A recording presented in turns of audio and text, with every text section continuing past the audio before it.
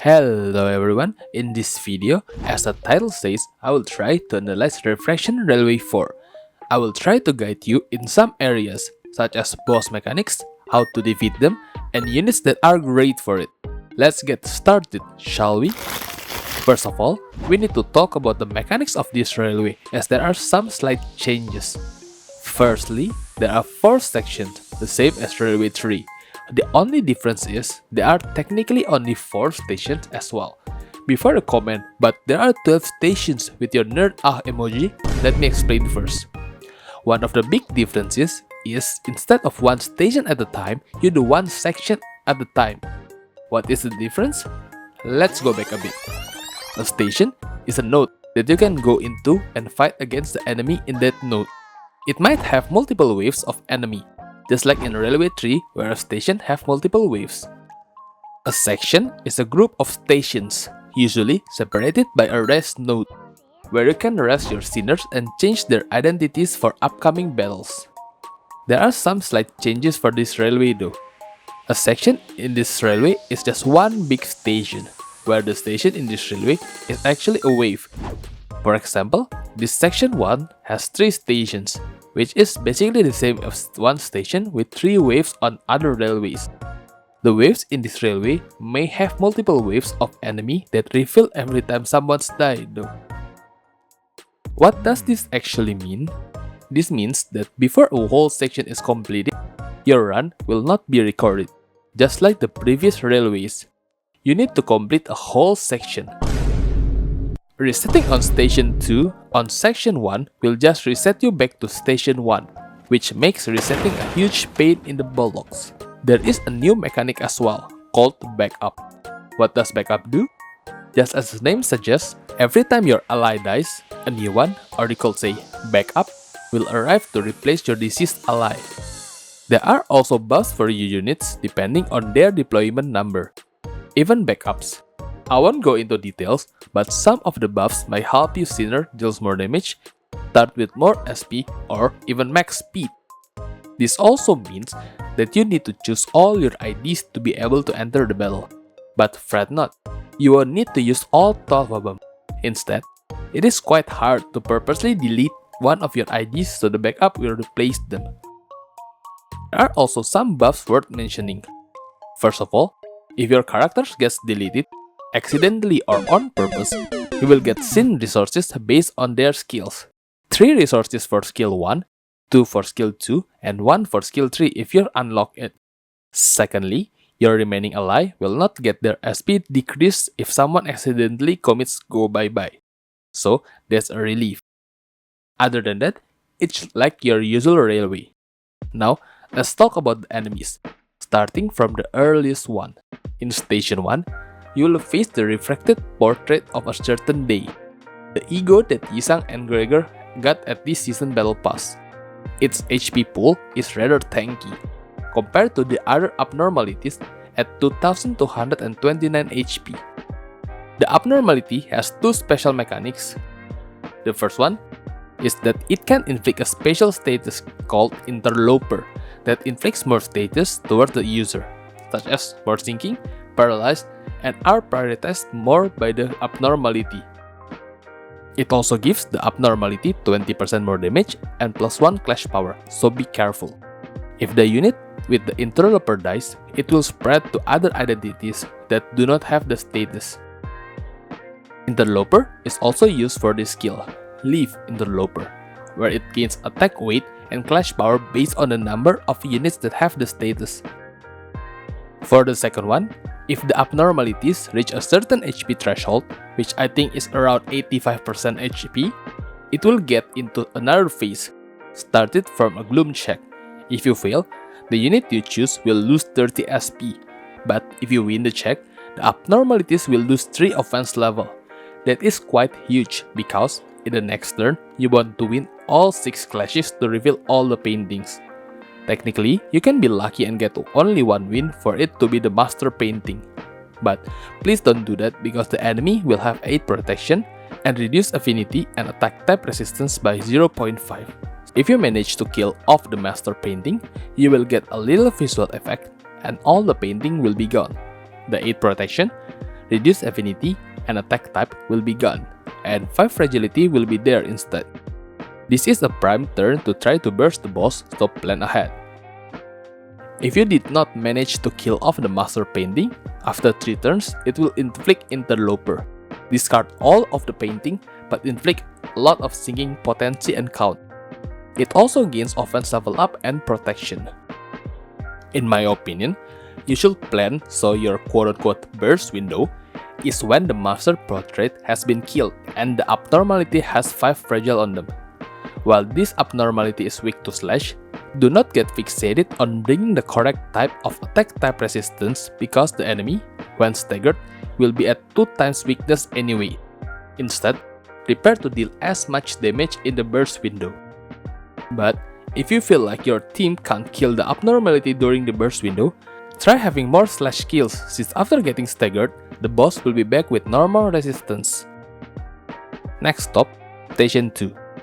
In this station, there will be multiple enemies, 10 to be exact. The first quote-unquote wave would be 6 Edgar family butlers. They have various HP, but they are all weak to slash, resist pierce, and have 0 weakness or strength in any scene affinities. If you kill the butlers, a new type of enemies will help them. They are called Wuthering Heights Butler, which are weak to blunt, but still resist pierce. If all Edgar family butlers are dead, Josephine will come out. Josephine has 622 HP and is slightly weak to blunt, but pierce is ineffective against her. If all the butlers are dead except Josephine, Hindley will come out as well. He has 1042 HP and this is his resistance chart. As you can see, he is weak to Red and Envy, so keep that in mind. I won't delve into his skill that much, but let's just say you need to win all your clashes against him. For this station, if you have AoE Ingos, this is a good place to use them, but you can just save them for the next section shenanigans. Having both Josephine and Hindley means that they will have 9 slots combined, which will be fatal for some of your units, since you can't clash them all. Hindley damage is quite severe as well, so be careful when fighting against him. One of his weaknesses is that his stagger bar is quite high, so you can just stagger him quite early and burst him down. Having a blunt unit here helps quite a bit too, since there are 0 enemies in these 2 stations that resist blunt, and all the Wuthering Heights Butler are weak to it as well. In the last station of this section, you will fight against Nelly. Compared to Refracted Portrait of a Certain Day, Nelly's fight is quite simple. She has 1667 HP, and the same as other stations, is weak to slash. She has 2 unique mechanics on her. The first one, not really unique, it Butler's Mark. Nelly gain clash power or even attack weight where clashing against someone who is inflicted with Butler's Mark. The other one, Binding Technique, only appears when this unit gains a new attack pattern. The new attack pattern is there when either she is under 50% HP or after 5 turns. If anyone knows when exactly she gets the new attack pattern, please let me know in the comment section. Binding Technique starts at 1 count and gains 1 at the end of every turn. On 3 counts, the unit will be staggered permanently and cannot move. Some skill will prioritize units that have the Binding Technique for more power. Also, every turn, it will inflict the status to a new unit without the status, so it is basically a ticking time bomb for your units. Other than that, she does not have anything remarkable to say, as doing this with base ID and Ego is double in 8 turns. Nelly also has a high first stagger bar at 75% HP, which will help to deal damage quite a lot. Other than that, I don't think this fight will be much of an issue unless you have a very big skill issue.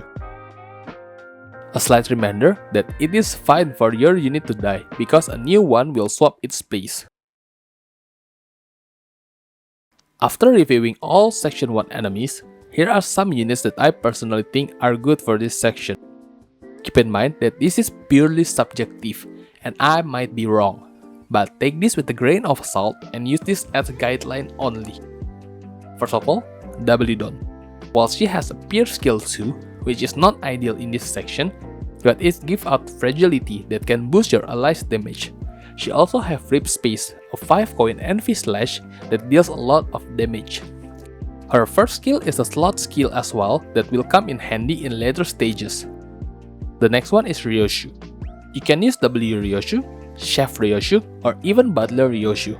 But Butler Ryoshu only excels in AoE combat, which is only for Station 2, and can be negated by using good skills and or AoE egos. Meanwhile, Chef Ryoshu has huge damage on her skill tree, way more than W Ryoshu, and has a nice skill affinities being Red, Envy, and Lust. But W Ryoshu has 2 slash fragilities on her skill too, which might help other slash units deal more damage. It is also Pride, which might be needed for you to use on other sections, but her skill tree might not deal as much damage as Chef Ryoshu. In the end, you can choose what suits you more. Daichi Honglu is another unit you can choose, with his skill 1 and 2 being Slash and skill 3 being Blunt. It is a nice unit to have considering his skill 1 can be reused multiple times, but it is a learning curve to use him due to how this card works. If you can use him, he is a solid unit to use.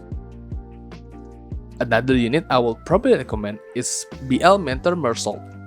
He is the epitome of non-charge slash units, with his skill being all slash, and has quite a nice damage on all of them as well.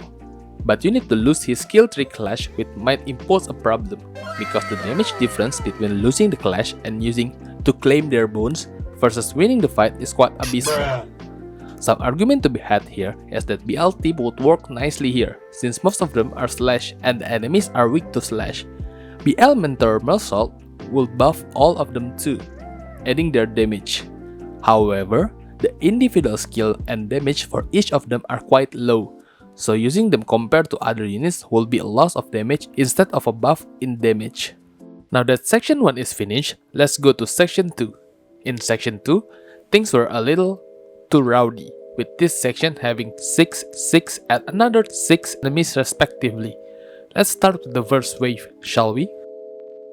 In this station, you will fight against Envy Pekatula that transform into mirror identities. This time round, it is N-Corp.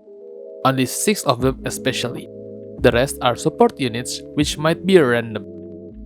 They could sometimes use egos too, which might impose some problems, due to some egos can roll for such an absurd amount. The only way to win the clash is to use another ego as well. But they have a slight weakness, AoE egos. By using AoE egos, you can stagger them quite easily, and you don't have to fight them if they get staggered. Other than that, I don't think there's any mechanic to be had here. Just be careful of their clash power, especially N-Corp Sinclair with his self-destructive purge. The next wave is more or less the same as previous one, but they are Jun and their gang. But you need to be careful of Jun. Jun has a counter skill that can deal a lot of damage. It can also give the counter skill 1 more coin for every surviving member, so you can just leave him alone and dodge his skills if you don't want to get hurt. Jun also has a passive that gives him more skill slots if his ally is defeated, up to a maximum of 5 skill slots. My opinion, the strat is to, same as before, AoE egos. For Jun, you could either dodge him for the first few turns or take a hit, until some, if not most, of his allies are dead, so he does not have a high amount of coin counter skills. Or if you think your first ally can tank Jun hit, or you want to use backup, you could try to burst him down as fast as possible. In the last station, we will fight against 12 enemies again, but this time it's Blade Lineage Gang with BL Mentor Mersault. Be wary of Mersault because, like other units, it has the same skills and passive as the real BL Mentor Mersault. Something that you might want to be wary of is its skill 3, Yields My Flesh. When it loses a clash, it will become to claim my bones instead and deal a lot of damage. You can just kill it if you know you will kill it before it uses the counter skill. But the other thing is if the enemy has 3 Pride Resonance, its passive will activate and make him unkillable for that turn. So keep that in mind before clashing. Other than that, I don't think you need much strat except for using AoE egos. Some units I would recommend to use are these units. First up, Ishmael. any Ishmael would work, but the faster she is, the better she is. I will personally use Captain Ishmael due to her speed, so she can use Blind Obsession first, so that its passive will proc and deal even more damage if combined with the next unit I would recommend, which is Yisang. Due to his totally normal ego called Sun Shower, it does a lot of damage, gets buffed by Ishmael Blind Obsession, and buffs other skill as well. While it's only for slot affinities, it's still nice to have the buffs. It also gave 3 protection to all allies, and he will heal 15 SP for each enemy hit if he rolled heads. But which Yisang you should use? There are 2 good Yisang here, a Flores Ego Spice Boost or the Ring Pointillist Student Yisang. Ring Sang will deal more single target damage to help burst the important enemies. Meanwhile, Trisang will deal more AoE damage due to his passive. In this scenario, I will choose Tribush due to the sheer number of enemies in section 2. The other ego sinner I would recommend is Otis for her Ebony Stamp. It is a 7 AoE, a pierce skill, and gave 2 Gluttony Fragility as well. Since we start with 0 SP, some of the SP heal ego I would recommend are False Fluid Sac and Heathcliff's Yasunyata. Fluid Sac is a classic SP heal, and most of you probably have it already, while Yasunyata is more rarely raised. But Yasunyata means that you will use Heathcliff, and let's just say that our Heathcliff is Poggers. Some IDs I would recommend here are Ting Tang Honglu due to his skill 2 dealing massive damage, and the reuse on his skill 3 Mutilate, and Butler Ryoshu for her AoE skill 2 and reuse on skill 3. Also, I am saving the best for the last, but I personally think Sinclair is a must-use sinner, especially combined with its Impending Day ego. Impending Day is one weight ego, which might not seem great since all I have been recommending is AoE ego, but its passive is where the gold is at. The passive will grant us 5 ego resources of that skill affinity whenever we kill an enemy. If we kill 2 enemies, 10. But how do we kill more than 1 enemy? This is where the other Sinclair ego comes in shine. You need Lust, there's 9-2 to give you Lust, Gluttony, Lantern, Gloom, Cavernous Wailing, Envy. Philip Sinclair's skill 2 will help you with that. Even on any skill, you could get 5 more ego resources. The reason why this is so good is there are a lot of enemies, and they all have relatively low HP compared to abnormalities. So use AoE egos. You might not notice it, but AoE egos are kinda expensive. So think as Sinclair with Impending Day passive are your sugar daddy that will fund your reckless spending. Now that Bloodfest section 2 is over, it's time to go ahead and move on to the section 3, starting with station number 9. In station 9, you will be once again fighting identities from different worlds. This time around, it's W Corp, R Corp, and K Corp, and 7 Association? Well, it's more or less does not matter because just AoE ego them. What AoE ego you might ask? You might want to go back a few minutes where I literally just said like 6 of them. Well, in this case, be wary of K-Corp Honglu for his passive that can heal 80% of each HP and Mersault, because they are both tanky and beating them can take quite a while. Now that's over, let's go to the next actual hard fight, the Electric Ship. Electric Ship has the highest HP pool so far in any railway if I remember correctly, with 3071 HP. But it does have a few weaknesses, notably 2 times fatal to slot and 1.5 times fatal to pierce. On its first turn, it will actually do quote-unquote nothing because it will prepare for the next turn. Keep in mind that after the skills are used, the abnormality will get that protection, making your damage basically non-existent. Also, due to its passive, it will summon a generator next turn. What does the generator do, you might ask? It will basically give you paralyzed if you do nothing. But the generator is useful if you can't burst the enemy down due to its skill.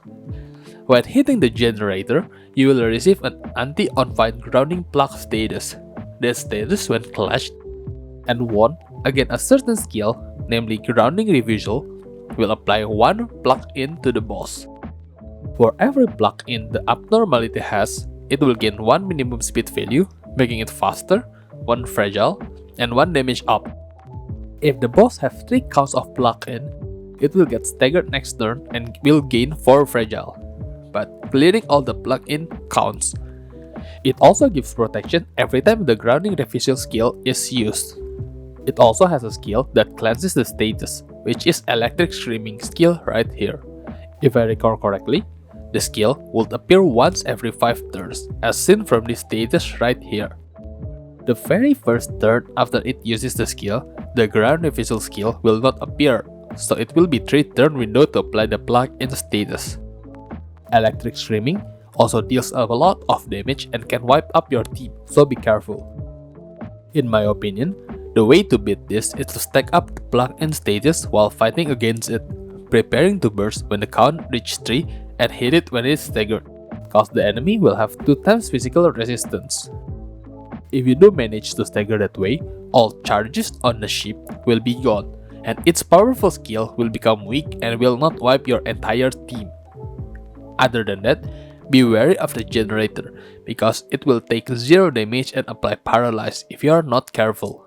Not that you do, since you have to hit the generator to get the anti-on-fine grounding plug anyway.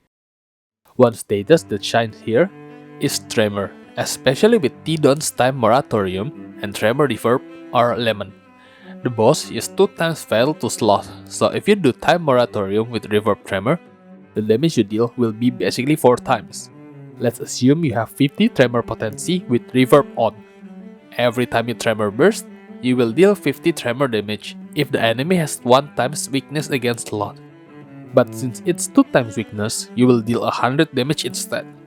If the enemy is on Time Moratorium, the 100 slot damage will be stored inside, and when it expires, you will deal 100 slot damage as well if the enemy has 1 times weakness against Sloth. But since the enemy is 2 times weak against Sloth, you will deal 200 damage, basically making it 4 times the damage. If you can't do just strat, just slowly whittle down the boss and burst when it gets staggered. Considering Section 3 abnormality, we should be biased towards the abnormality because it's one of the harder ones compared to the other station this section has. Before I recommend units for this boss, if you want recommendation for station number 9, please go to this timestamp right here to see what AoE ego I would recommend. For the boss, there are 2 strats I would recommend. First up, as I have said before, Tremor. Reverb Tremor plus Time Moratorium to be exact. As of right now, some units I would recommend for this are Tidon for Time Moratorium, Eurodivi Honglu for Reverb, and Riget Falls, but she is there for everlasting. That's the core of this Tremor team. You could add Moller Autist for 3 Tremor Burst skill 3, LCCB Ishmael for 16 potency and 4 count skill 2, and 5 fragility at skill 3, Rospan Rodion for 12 potency and Tremor Burst skill 2, alongside with 2 Tremor Burst skill 3 and other Tremor units. If you don't have a team for Tremor, you could just Ooga Booga the boss with Pierce units such as Ting Tang Honglu for Shank, Ring Yisang for his Ring Shank, R Heathcliff for fragility, and Fast for buffs. Ring Otis could also be used to inflict some damage. Or you could try singing the boss since the boss is weak to gloom as well. You could add Time Moratorium as well to deal even more damage with Sinking Deluge. Keep in mind that if you do have Sinking team, the next section will heavily use Sinking, so keep your Gloom and Envy resources in check. Alright, time for the last section. In this section, there will be only 2 stations, one for the mirror IDs, all 12, the other one is for Terminus. Let's just get into it, shall we? First up, before we fight the mirror IDs again, we get a check. The check is to either choose plus 2 max speed, plus 1 clash power, or plus 1 damage up, which more or less equates to 10% more damage. You also get 20 SP for all allies, or minus 20 for negative SP, and Grand Welcome Ego Gifts. After attack, if target is staggered or defeated, gain plus 1 scene resources and 1 random scene resources for 3 times per turn. This time around, the mirror IDs are the Sinking team, alongside SyncQ, since technically both Don and Sinclair do not have a syncing ID. And no, I will not recognize Mariachi Sinclair as a syncing unit. Time threat? Yes, just AoE ego them. Most of them are fatal to pierce and slash, so keep that in mind. Next station, we will fight the terminus of this railway, the Refracted Kings of Binds. Before you fight the boss, there's another check that gives you +2 max speed, +2 to all resources, or +1 damage up. There is also another gloom check that if won, will halve all allies singing potency and count that they have. In the status section, you will see that the King of Binds has 3079 HP, but in reality, it's not. The boss has 1847 HP, way lower than it should be. It is also weak to slot and sinking, so you should know what it meant if you watch the last section guide. Honestly, as much as I want to talk about the mechanic, the boss is very weak, and it was probably spent all the time sitting with all those bandages. The boss itself is a very easy 2 turns with sinking, with or without time moratorium, or 3 turns if you want to play it safe. But if you want to hear some of the mechanic, I will tell you a bit, I guess. First, most of the skills will get more power based on our singing potency. For Chains of Binding, if you win the clash, you will get Bandages of the Kings in Binds, which you don't need to know what it does for now. All you need to know is if your unit has this status, they will get 300 HP shield when these skills present thyself before the king appears. Also, that skill gives the abnormality moment of audience that gives boss attack weight for its skill. Then, for its passive, all your sinners will get Bandages of the Kings in Binds if the body part is destroyed. Honestly, other than that, it does not matter. Let's just move on to the unit analysis. There are 2 types of status that you can use in this boss, either Tremor or Singing. While Tremor with Time Moratorium and Reverb will deal more damage because the boss is 1.5 times weak to slot, it is harder to stack and need more specific units. While Singing is basically just Ramshank, Bowler Ishmael, and Singing Deluge. For Tremor, some units I would recommend for this are Tidon for the Time Moratorium, Eurodivi Honglu for the Reverb, and Regret Faust, but she is there for everlasting. That's the core of this Tremor team. You could add Molar Otis for 3 Tremor Burst skill 3, LCCB Ishmael for 16 potency and 4 Count Tremor skill 2, and 5 Fragility at skill 3, Ross Spanner Rodion for 12 potency and a Tremor Burst skill 2 alongside with 2 Tremor Burst skill 3, and other Tremor units. For Sinking, some units I would recommend are Diechi Rodion for Ramshank, Molar Ishmael for very good skill 3, Trisang with his Sinking Beluch, and the butlers such as Battle Rotus, Battle Faust, and Edgar Gregor. Diechi Honglu is a nice to have as well. Just make sure to have a singing count at all times. This is it for the Refraction Railway 4 for Dummies by Dummies. Hope you learned something about this railway so you can get your sub 100 banner easily. And if you enjoyed the video, consider subscribing for more content like this. Thanks for watching, and I will see you guys next time. Goodbye!